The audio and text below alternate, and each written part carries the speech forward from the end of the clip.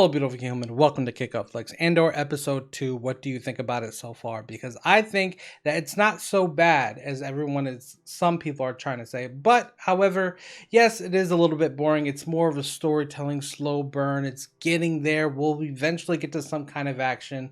And then I'm pretty sure it'll just kind of fade off there for a little bit. However, we're going to talk about his past real quick.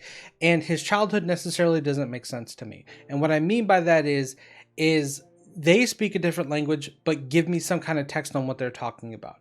Are they planning something? How does their group hierarchy work?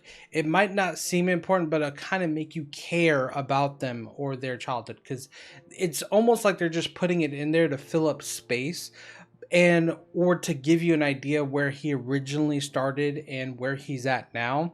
But again, it's just, for me, not enough.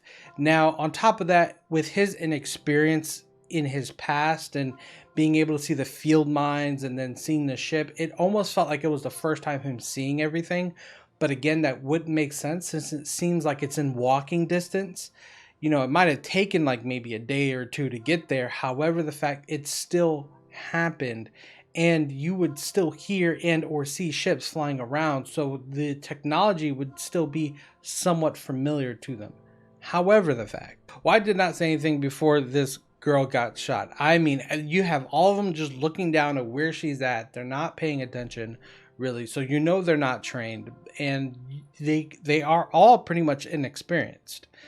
And that is something that just necessarily didn't make sense. Now I understand why he hates the Empire so much. It's because I think it's more of like a self-anger that he didn't say anything to save her life, and the simple fact is that they killed her anyways. But moving on to Bix and Tim, to be honest. I love Tim, and let me tell you why I love Tim. Not only is he jealous and very suspicious because he couldn't get none, but on top of that, if it wasn't for Tim, this story would not exist. Think about it like this.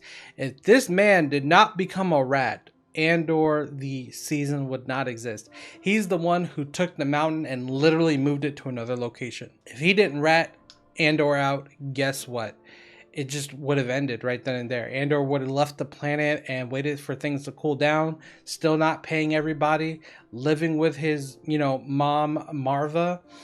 And that would have been it. That would have been the end of Andor. Just a regular smuggler doing regular smuggler things, getting caught, arrested, and released every once in a while.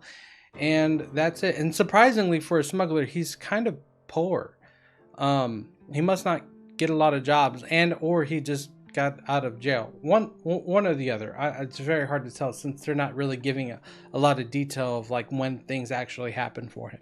But now they also brought in another very motivated sergeant called Sergeant Linus. And let me tell you something that necessarily didn't make sense to me in his whole entire speech initially with the deputy officer, which was, what is fermenting on other planets? Is it insurrection? Is it, high counts of robberies? Is it that all the cover-ups are fermenting inside the Empire? I mean, what is actually happening? Because he was really excited that an officer really got into justice, which I respect, and Officer Karn really got into it too and almost lost it and had to recompose himself, which was, by the way, really good acting and I believe.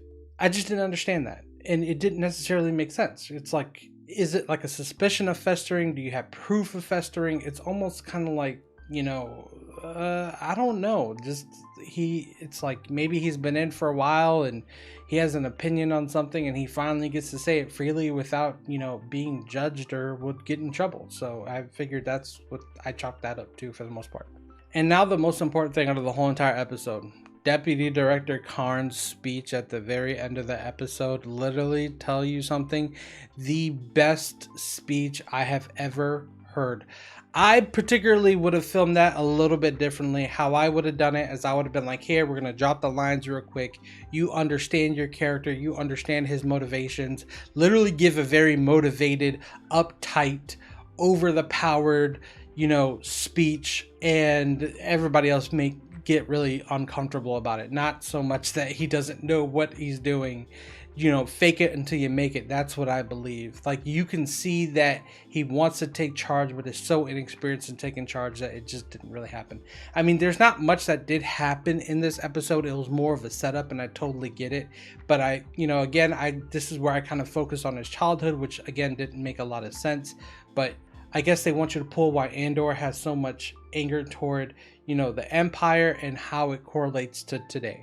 Either way, that's what I think. Let me know what you think about episode 2. I hope you like, subscribe, hit that like button. And of course, the most important thing, don't forget to kick up and not down. I'll see you the next time I post. Peace.